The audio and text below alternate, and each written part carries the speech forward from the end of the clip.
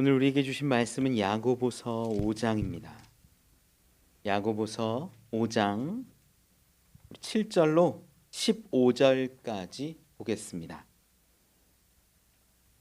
신약성경 375면에 있습니다. 야고보서 5장 7절로 15절의 말씀 우리 한 절씩 교독하지요. 그러므로 형제들아, 주께서 강림하시기까지 길이 참으라. 보라, 농부가 땅에서 나는 귀한 열매를 바라고 길이 참아 이른 비와 늦은 비를 기다리나니 너희도 길이 참고 마음을 굳건하게 하라. 주의 강림이 가까우니라. 형제들아, 서로 원망하지 말라. 그리하여야 심판을 면하리라. 보라, 심판주가 문 앞에서 계시니라. 형제들아, 주의 이름으로 말한 선지자들을 고난과 오래 참음의 본으로 삼으라. 보라, 인내하는 자를 우리가 복되다 하나니 너희가 욥의 인내를 들었고 주께서 주신 결말을 보았거니와 주는 가장 자비하시고 긍휼히 여기시는 이시니라. 내 형제들아, 무엇보다도 맹세하지 말지니 하늘로나 땅으로나 아무 다른 것으로도 맹세하지 말고 오직 너희가 그렇다 하고 아니라고 생각하는 것은 아니라 하여 정죄 받음을 면하라. 너희 중에 고난 당하는 자가 있느냐?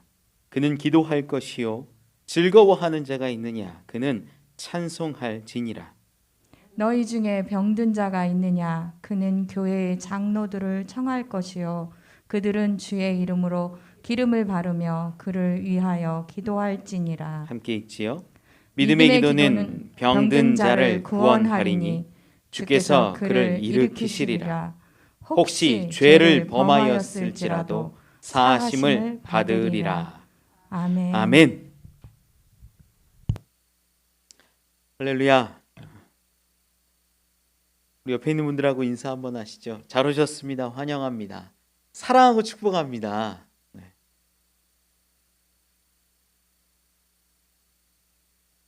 한 부부가 배를 타고 여행을 시작했습니다.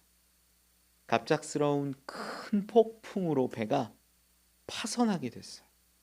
그때 그 배의 구명 보트까지 안타깝게도 다 부서져 버렸습니다. 마지막 구명 보트가 하나 있었는데 이 배에 보니까 자리가 딱 하나 남은 거예요. 남편은 부인을 유람선에 그냥 두고 혼자 그 보트에 올랐습니다. 부인은 침몰하는 배 위에서 남편을 향해서 뭐라고 크게 소리 지르는 거예요. 만약 여러분들이 이러한 상황 가운데 부인이라면 뭐라고 소리 지르시겠습니까? 뭐라고 할까요? 집사님.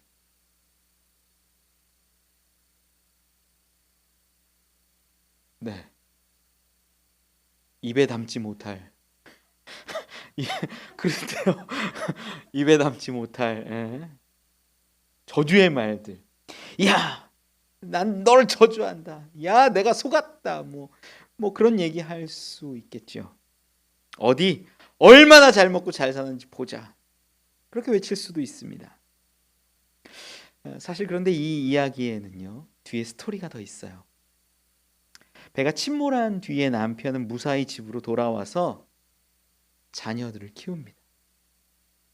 재혼은 하지 않고 자녀를 모두 잘 성장시켜서 출가시키고 남편도 마지막엔 병으로 죽었습니다. 이후에 자녀들이 부모님의 유품을 정리하면서 아버지의 일기장을 발견했는데 아버지의 일기장에 부모님이 그 배를 타고 가던 여행 갔을 때 그 이야기가 적혀 있는 거예요. 내용은 이렇습니다.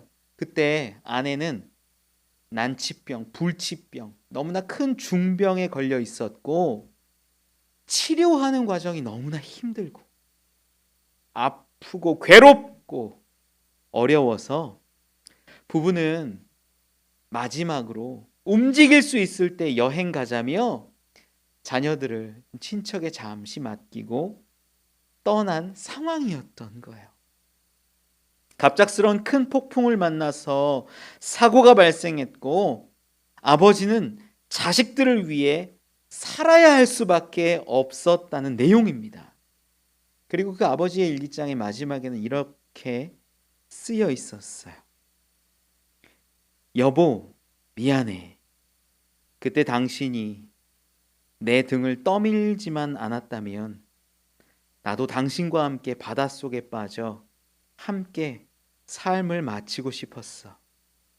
하지만 남아있는 아이들 때문에 당신만 깊고 차가운 바닷속에 잠들게 할 수밖에 없었네. 당신이 마지막에 부탁한 대로, 당신과 약속한 대로 아이들을 잘 키워낸 것 같아. 그리고 이젠 당신을 만나러 갈 수 있어서 너무 행복해. 사랑해, 여보. 남편에게는요, 자녀를 사랑하고 자녀를 돌보는 그 의무뿐만 아니라 아내와의 약속, 아내와의 사랑, 그것을 지키기 위해 어쩌면 그 삶을 다 바쳤는지도 모릅니다. 평생 자녀들을 돌보고 힘들지만 어렵지만 때론 또 뿌듯함을 느껴가며 그가 바라보았던 것, 아내와의 만남, 아내를 만나는 그날이었는지 모릅니다. 그 침몰해 가는 그 배에서 아내가 외쳤던 말은 이거랍니다. 우리 아이들을 잘 부탁해요. 예수님께서 이 땅을 떠나 승천하시면서 제자들을 향해서 세상에 나아가라는 말씀을 하세요. 복음을 전하고 제자 삼고 그들에게 아버지와 아들과 성령의 이름으로 세례 베풀며 내가 너희에게 가르쳤던 그 모든 것들을 저들에게 가르쳐라. 제자 삼아라. 제자들은 어떻게 삽니까? 정말 목숨 걸고 살아요. 목숨을 들여서 살고 죽을 것을 다해서 살아요. 복음을 전하고 하나님 나라를 선포하고 제자 삼고 가르치며 그렇게 지냈을 겁니다. 그렇게 교회가 세워지고 성도가 세워지고 마지막 복음과 하나님 나라를 위해서 온 힘을 다하고 죽음을 앞에 둔 제자들이 마지막 기도할 수 있는 순간이 다가왔을 때 뭐라고 기도했을까요? 아까 이야기했던 그 남편처럼 주님과 약속한 대로 저에게 맡겨주신 양들을 돌보고 가르치고 이제 제 사명 다 감당했습니다. 주님, 이제 주님 만나러 갑니다. 사랑합니다, 주님. 아마 그렇게 고백하지 않았을까요? 오늘 본문은요, 이 예수님의 동생인 야고보가 기록한 것으로 전해진 이 성경입니다. 육신으로 써있는 형제지요. 아마 예수님의 삶을, 육신의 삶을 가장 가까이에서 가장 오랫동안 본 사람이 아마 야고보였을 겁니다. 그는 예수님의 그 십자가 죽음과 부활을 경험한 뒤 제자들과 함께 교회를 이끌며 예루살렘 교회의 기둥이자 큰 힘이 되어서 살아갑니다. 지냅니다. 그는 이 신약 성경의 사도 바울처럼 어마어마한 지식은 없었지만 분명한 체험의 신앙을 가지고 있었던 거예요. 그렇기에 사람들에게, 교회에게, 성도들에게 어떻게 사는 것이 믿음의 삶인지 신앙의 삶인지를 권면할 수 있는 힘 있는 사람이었습니다. 야고보서의 전체 이야기는 신앙의 삶을 어떻게 살아야 하는지에 대해서 가르칩니다. 믿음, 행위로서 드러나야 한다. 사랑으로서 열매 맺어야 한다라고 말하지요. 믿음이 있다고 말하면서 사랑이 드러나지 않는 이들을 질책하며 경고하는 것이 야고보서의 주된 이야기이기도 합니다. 우리는 이 신앙인이라고 말하고 기독교인이라고 말하면서 주님을 기다리면서 살아가는데 이 기다림이 때로는 어렵고 힘들어서 낭망할 때가 너무나 많아요. 오지 않을 것을 기다리는 사람은 없습니다. 올 것을 기다리며 살아가는 것이 진정한 기다림의 의미 아니겠습니까? 야, 내일의 태양이 떠오를 거야 라고 기대하는 사람이 내일을 준비하며 오늘 기쁨으로 잠을 청할 수 있습니다. 저는 우리 그리스도인들은 기다리는 사람들임을 믿습니다. 여러분, 주님이 약속하셨어요. 그 누구도 아닌 우리 주 예수님께서 내가 다시 올게, 내가 너희 있는 곳에 다시 데리러 올게라고 분명히 약속하셨어요. 그 약속 믿고 기다리는 사람들이 되기를 원합니다. 주를 기다리는 사람, 주를 바라보는 사람이 우리 그리스도인이라는 거예요. 약속하신 주님을 기다리며 주님이 말씀하신 부탁하신 선교와 전도, 복음의 삶을 살아가는 자가 진정한 그리스도인입니다. 야, 내가 예수 믿고 좋은 거 얻었어, 많은 거 받았어, 물질 받았어, 명예 받았어, 이렇게 살아가는 게 아니라 주님이 다시 올 날, 주님 앞에 설 그날을 바라보면서 살아가는 것이 진정한 그리스도인이라는 거예요. 오늘 말씀을 통해서 기다림에 지친 분들, 특히 삶이 무너지고 아파하는 분들에게 위로와 힘이 되기를 소망합니다. 함께 은혜 나누어 보죠. 첫 번째는요, 기다림은 열매를 바라보듯 주를 바라보며 사는 삶이라는 겁니다. 우리가 살아가는 동안 모든 것이 기다림인 것 같아요. 밥을 앉혀놓고 밥 되기를 기다리기도 하고, 남편과 아내를 기다리기도 하고, 자녀들을 기다리기도 하고, 자녀가 잘 되기를 기다리기도 하고, 결혼하기를 기다리기도 하고, 자녀 낳기를 기다리기도 하고, 모든 게 다 기다림의 연속이지요. 교회 안에서는 한 영혼을 사랑하면서 믿음의 가족이 되기를 바라며 눈물로 기도하고 기다리는 분들도 있습니다. 때로는 어떤 기다림은 기쁨이고 설렘이고, 때로는 어떤 기다림은 지침이고 힘들고 어렵고 환난과 고통과 눈물이 있을 때도 있어요. 지난 추석에 저희 아이들이 친가 외가를 다니면서 용돈을 받았습니다. 용돈을 꽤 많이 받았어요. 아이가 넷이니까 받는 것도 많아요. 용돈을 받았는데 이제 아이들이 큰아이부터는 초등학교 들어가기도 했고, 용돈에 대해서, 돈의 개념에 대해서 좀 배워야겠기에 가르쳤습니다. 아들들아, 잘 들어라. 10분의 1은 하나님께 드리는 것이 옳다. 그것이 성경이다. 10분의 1은 하나님께 드려라. 그리고 10분의 1은 정말 사랑하는 부족하고 연약한 누군가를 위해서 헌신했으면 좋겠다. 선교 헌금을 드려라. 그리고 10개 중에 5개는 너희의 앞날을 위해서 저축해라. 저금통에 넣어라. 나머지 10개 중에 3개, 그거는 너희들이 원하는 게 있다면 한 가지쯤은 먹고 사고 즐길 수 있게 해주겠다. 아이들이 그렇게 하겠대요. 다행이죠. 잘 모를 때니까. 가르치는 대로 따라오니까 얼마나 감사해요. 아이들이 그쯤의 아이들은 바라는 게 대부분 거의 같습니다. 장난감이에요. 장난감을 그렇게 좋아해요. 무슨 장난감을 살까 알아봤는데, 아이들이 바라는 장난감이 조금 오래된 장난감, 옛날 장난감 중에 있더라고요. 이런 매장이나 마트 이런 데 가보면 조금 비싸요. 한 1, 2만 원 훌쩍 넘어가는데, 조금 오래된 장난감이어서 제가 인터넷을 봤더니 한 4,000원, 5,000원이면 사겠는 거예요. 얼른 제가 주문을 해놓고 아이들한테 얘기했어요.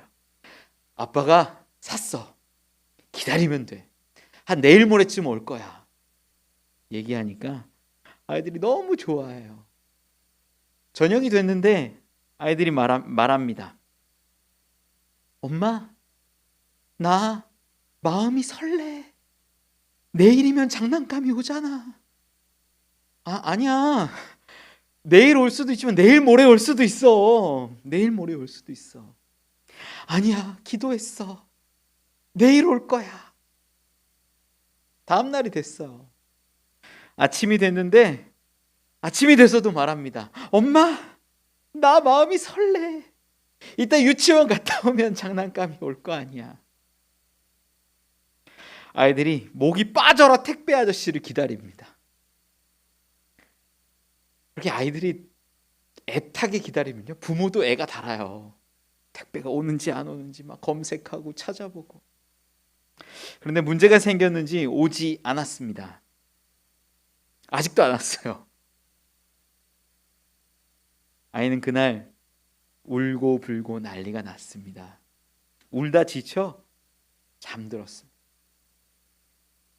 어떤 기다림에는 설렘이 있고 또 같은 기다림에 눈물과 실망이 함께 있을 때도 있습니다.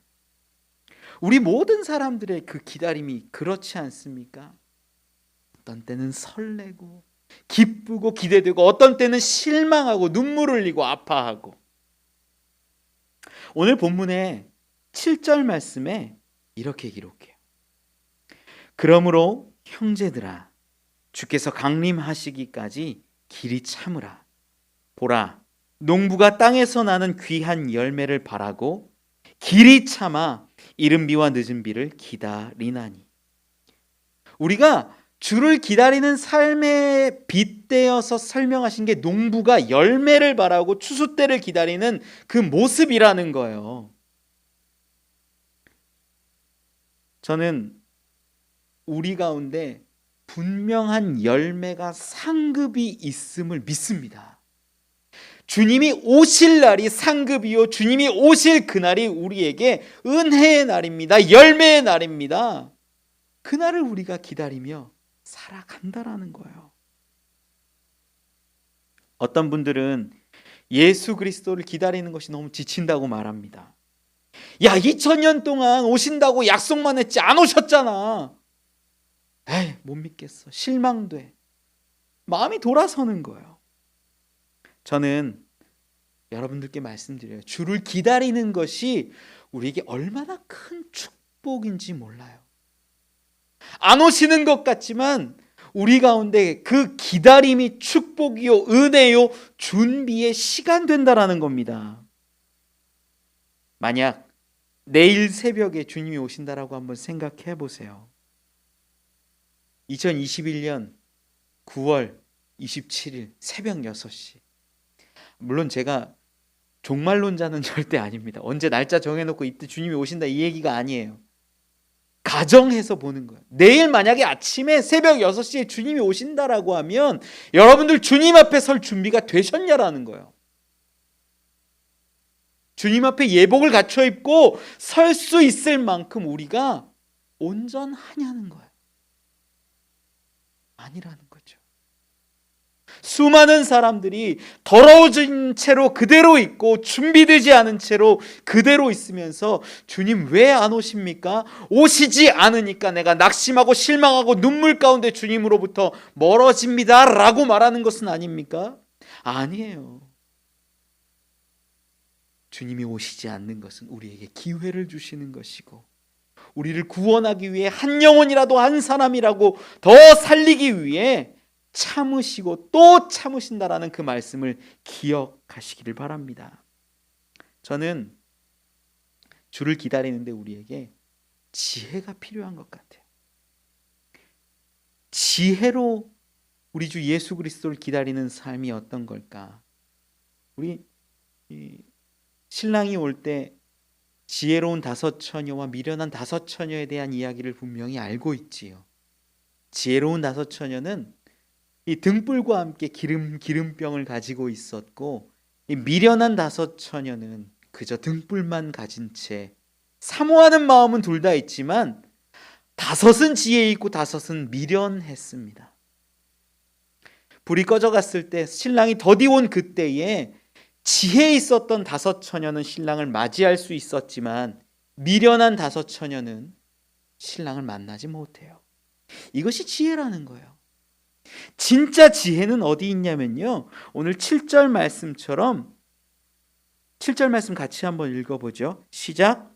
그러므로 형제들아, 주께서 강림하시기까지 길이 참으라. 보라, 농부가 땅에서 나는 귀한 열매를 바라고 길이 참아 이른 비와 늦은 비를 기다리나니. 아멘. 지금 농부가 바라는 건 뭐예요? 열매예요. 열매를 바라고 늦은 비, 이른 비 이런 것들은 기다리는 것뿐이에요. 진짜 바라는 건 열매라는 거예요. 지혜는 무엇이냐? 열매를 기다리고 열매를 바라보고 우리 주 예수 그리스도를 바라보는 것이 지혜라는 거예요. 수많은 사람들이요, 예수 그리스도를 기다린다고 말하면서 이른 비와 늦은 비로 인하여서 마음 상할 때 있고 그것이 다라고 생각합니다. 이른 비가 뭐냐면요, 우리에게 미리 주시는 은혜예요. 야, 내가 너에게 풍성히 줄게. 은혜. 물질도 주고 건강도 주고 자녀도 주고 명예도 주고 학식도 주고, 그런 것들에 취하다 보면, 기뻐하다 보면, 야, 너무 좋아, 너무 좋아. 이른 비 풍성히 주셨어. 이거면 돼. 주를 바라보지 않게 되는 거예요. 정말 바라보아야 할 열매와 마지막 그 날을 바라보지 않게 되는 사람들이 너무나 많다라는 거예요.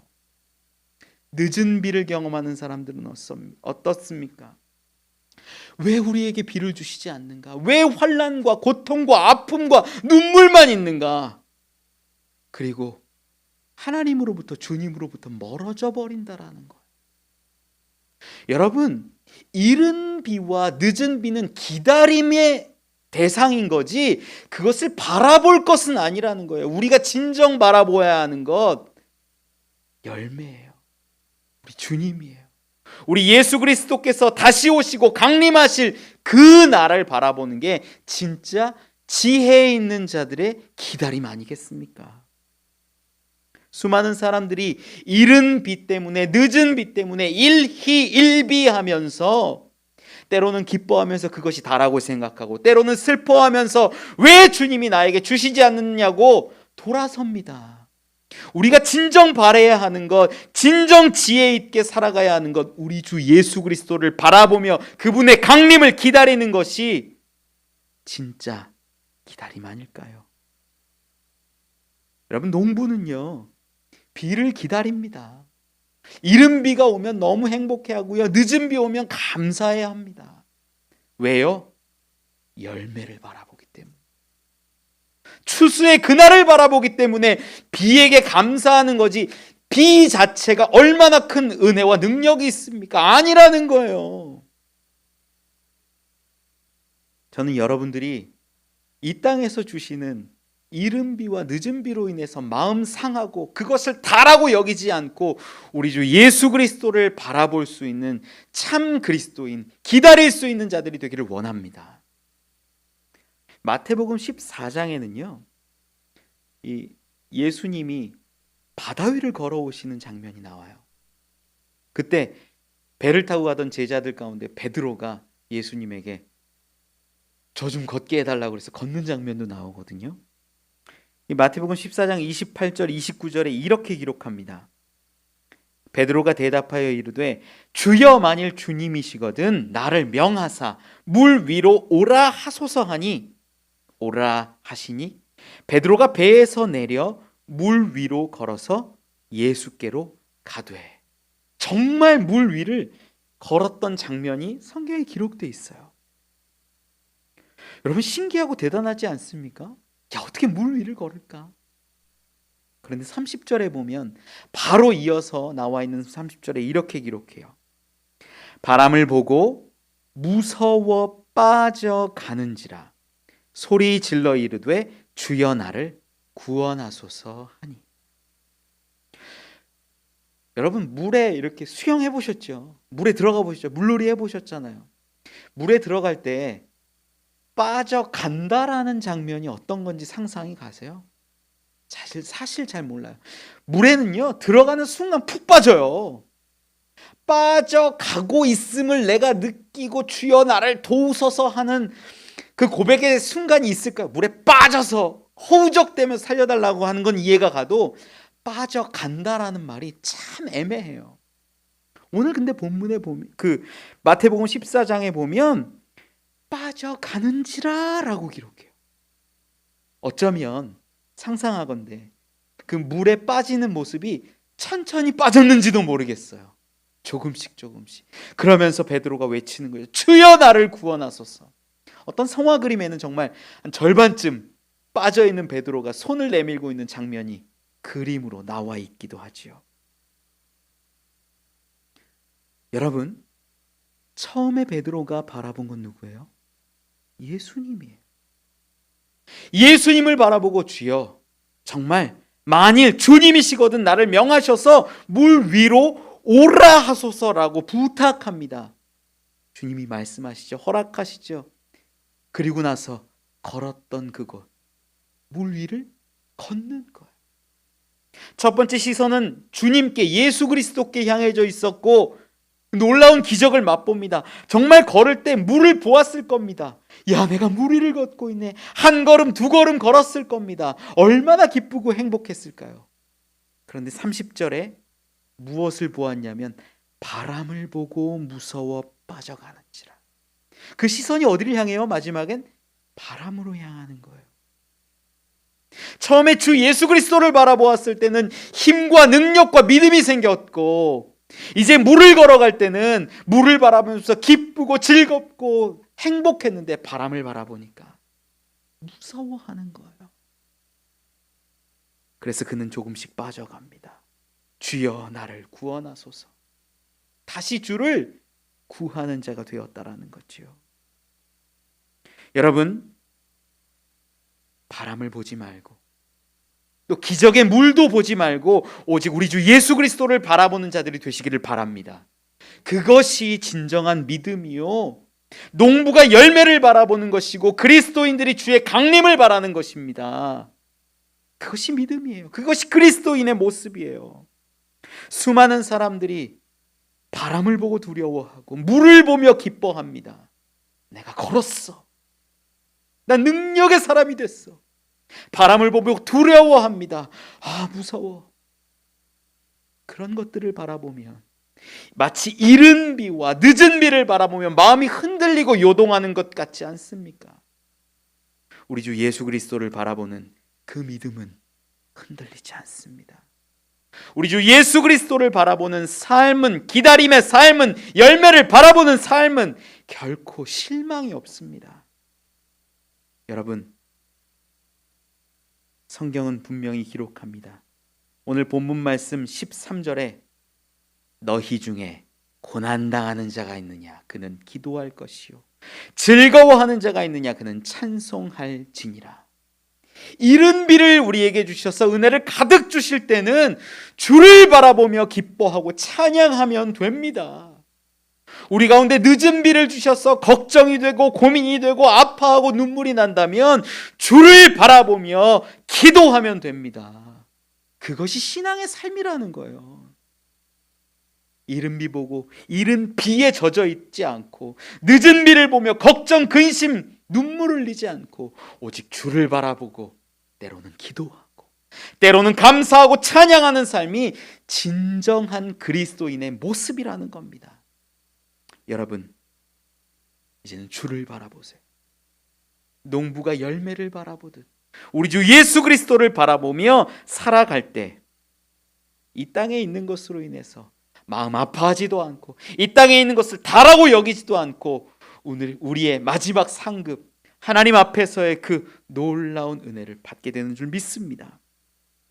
다윗은 그가 잘못한 것 하나 없음에도 불구하고 사람들이 그를 죽이러 왔을 때 오직 주만 바라봅니다. 시편 59편 9절에 이렇게 기록해요. 하나님은 나의 요새이시니 그의 힘으로 말미암아 내가 주를 바라리이다. 주님이 주시는 힘과 능력으로 내가 주를 바라본다라고 다윗은 고백해요. 사울이 그를 죽이러 왔을 때, 사람들을 마주했을 때 그가 대적하는 것이 아니라 주를 바라보았다라고 성경은 기록합니다. 신앙인은 오직 주만 바라보는 것입니다. 열매를 바라보는 삶입니다. 오직 기도와 찬양으로 주를 바라보는 저와 여러분 되시길 간절히 축원합니다. 두 번째 은혜 나누었으면 하는 것은요, 함께 주를 바라볼 때 새 힘을 얻는다라는 것입니다. 우리 교회에서 가장 연장자이시기도 한 그 송경자 집사님이 계세요. 제가 참 좋아하고 사랑합니다. 이 송경자 집사님이 수십 년 전에 성당에 좀 다니셨대요. 성당에 다니셨는데 제가 어떻게 성당을 다니시게 됐냐고 여쭤보니까 그런 얘기를 하시는 거예요. 그때 성당 가면 밀가루도 주고 설탕도 주고 뭐 그랬나 봐요. 뭐 먹을 거 이렇게 밀가루 같은 거. 그때는 그것도 귀하죠. 야, 그때는 밀가루 전도를 했구나 제가 깨달았어요. 이분이 그거 받으면서 얼마나 기쁘고 재밌었겠어요. 받는 재미 있지요. 받는 기쁨 크지요. 그런데 어느 순간 이제 끊어지고 신앙이 멀어졌습니다. 지금 우리 교회에 오셔가지고 신앙생활 잘하고 계시는데 주는 재미를 조금씩 알아가시는 것 같아요. 하루는 주일 예배를 다 끝나고, 주일에 이제 예배 다 끝나고 뭐 교육도 끝나고 그리고 집에 가면 좀 피곤하거든요. 집에 갔는데 저희 아내가 개떡을 꺼내놔요. 개떡을 먹으래요. 웬 개떡이냐고 물으니까 송경자 집사님이 떡을 해와서는 다 줄 수는 없고 속회 사람들 이렇게 조금씩 이렇게 주고 목사님 섬긴다고 조금 줬다는 거예요. 주의 종을 섬기는 그 모습이 얼마나 귀하고 감사합니까? 재밌습니다. 개떡이 또 얼마나 맛있는지 몰라요. 그런데요, 이 집사님의 마음이 어떨까요? 내가 다 챙기지는 못해도, 우리 교회 수십 명 어떻게 다 내가 떡해서 챙겨요? 못해요. 그건 못해도 내 사람, 내 속회 사람, 나와 터놓은 사람들, 나를 위해 기도해 준 사람들, 우리 공동체 사람들, 가족 같은 그 사람들 섬기는 거예요. 그게 너무 기쁜 거예요. 예전엔 밀가루 하나 받는 게 신앙인 줄 알고 재미로 알았는데 이분이 이제는 섬기는 모습을 통해서 기쁨을 경험해 간다라는 거예요. 모든 사람들에게 주지는 못해도 속회원들만이라도 챙겨주고 싶은 것, 그것이 공동체요. 우리나라의 그 식구 문화예요. 식구라는 말이 먹을 입이라는 거예요. 먹는 입. 한 입을 덮고 한 솥밥 먹고 함께하는 공동체가 식구입니다. 그들을 챙기고 보듬고 서로 아껴주고 살아가는 그 속회가, 모임이, 작은 가족이 하나님 앞에 놀라운 힘과 능력이 있다라는 거예요. 여러분, 신앙은요, 혼자 지켜나가는 삶이 결코 아닙니다. 우리 삶은 바람도 불고 폭우도 치고 시원한 그늘이 있기도 하지만 뙤약볕도 있습니다. 사람 몸은 병들고 아픔도 겪습니다. 주를 기다리며 살아가는 것이 다 기쁨일 수만은 없어요. 때로는 늦은 비로 인해서 걱정, 근심하고 환난과 고통 가운데 눈물을 흘릴 때도 있어요. 그런데 그런 어려운 상황과 순간 가운데 공동체된 성도는 새 힘을 얻습니다. 어려움이 찾아오고 지치고 쓰러질 때 우리는 의지할 만한 공동체가, 가족이, 식구가 있다라는 거예요. 오늘 본문 말씀 14절 15절에 기록합니다. 같이 한번 읽어보죠. 시작. 너희 중에 병든 자가 있느냐? 그는 교회의 장로들을 청할 것이요 그들은 주의 이름으로 기름을 바르며 그를 위하여 기도할지니라. 믿음의 기도는 병든 자를 구원하리니 주께서 그를 일으키시리라. 혹시 죄를 범하였을지라도 사하심을 받으리라. 이 말씀은요, 기다리는 그 삶을 살아가면서도 우리가 병들 수 있고 고난당할 수 있고 죄 가운데 극심한 고통과 상처를 얻을 수 있다는 것을 이야기해요. 그러면서 또한 그 고통과 아픔을 이겨낼 수 있는 분명한 방법을 제시하는데, 그것이 바로 서로 기도하라는 거예요. 문제에 닥쳤을 때, 병에 걸리고 아플 때에 어떤 사람들은요, 사막에 나가서 혼자 회개하고 금식하라 그래요. 여러분, 진짜 공동체된 성도의 삶은 서로 기도하고 서로 나누고 간구하는 그 모습 가운데 하나님이 역사하시는 것인 줄 믿습니다. 신앙을 마치 홀로 광야에 나가서 하나님만 바라보는 것이라고 오해하는 분들이 있어요. 아니에요. 우리에게 왜 가족을, 왜 식구를, 왜 교회 공동체를 주셨는 줄을 여러분 아세요? 우리가 힘들고 어려울 때 기대라고, 함께 하라고, 함께 간구하라고, 그 기도하는 가운데 역사가 있다고, 능력이 있다고, 심지어 오늘 본문 말씀 가운데를 죄를 지었어도 그 죄의 사하심을 주신다라고 기록하잖아요. 여러분, 기도가요, 얼마나 큰 능력이 있는지 몰라요. 함께하는 기도가, 의인의 기도가 놀라운 능력이 있음을 저는 믿습니다. 기도는 그저 하라는 게 아니에요. 능력이 있기 때문에 하라는 거예요. 우리 주 예수님이 말씀하셨어요. 기도 외에는 이런 유가 나갈 수 없느니라. 기도에 능력이 있다라고 분명히 말씀하는데, 수많은 사람들이 기도하라는 이야기 듣고 목사님이니까 그렇게 얘기하죠. 아니에요. 그게 진짜니까, 거기에 진짜 능력이 있으니까, 거기에 힘이 있으니까 하라고 하는 거예요. 여러분이 기도할 능력이 없고 힘이 없다라고 한다면 기도의 공동체 가운데 기도 부탁이라도 하시라는 거예요. 그런데 안 하잖아. 여러분의 삶을 위해서, 여러분 가정 위해서, 여러분 자녀 위해서 기도하라고 하면 안 하잖아요. 도대체 왜요? 신앙은 공동체 가운데 놀랍게 역사하시는 하나님을 경험하는 게 진정한 건강한 신앙입니다. 저는 여러분들이요, 속회를 하고 소그룹으로 모이고 함께 믿음의 대화를 하는 것이 얼마나 복된 것인지를 알았으면 좋겠어요. 그 가운데 회복이 있고 새 힘이 있습니다. 공동체가 세워집니다. 홀로 신앙 생활하는 분들이 있다면 여러분, 교회 공동체를 다시 회복하시기 바랍니다. 나를 이해해 줄 수 있는 사람, 나를 사랑해 줄 수 있는 사람, 그리고 내가 그 받은 사랑 줄 수 있는 공동체가 교회 공동체라는 거예요. 예수님은 복음 전하라 말씀하실 때 둘씩 짝지어 보내세요. 한 사람으로도 가능하겠지만 둘이 함께 할 때 놀라운 능력이 더해지고 어려움들을 이겨낼 수 있음을 주님께서 아셨기 때문 아닐까요? 어려운 가정 환경 가운데 신앙생활하는 집사님이 계세요. 얼굴에 근심이 가득하고 자녀와 남편으로 인해서 걱정이 참 많으세요. 이분이 원했던 결혼 생활, 이분이 원했던 가정의 모습이 아니죠. 마음이 무너져 내립니다. 교회에 와도 기도도 안 되고 매일 똑같이 소망 없는 삶이라고 말씀해요. 제가 그분께 조언한 것이 뭐냐면요, 중보기도를 요청하라는 얘기를 했어요.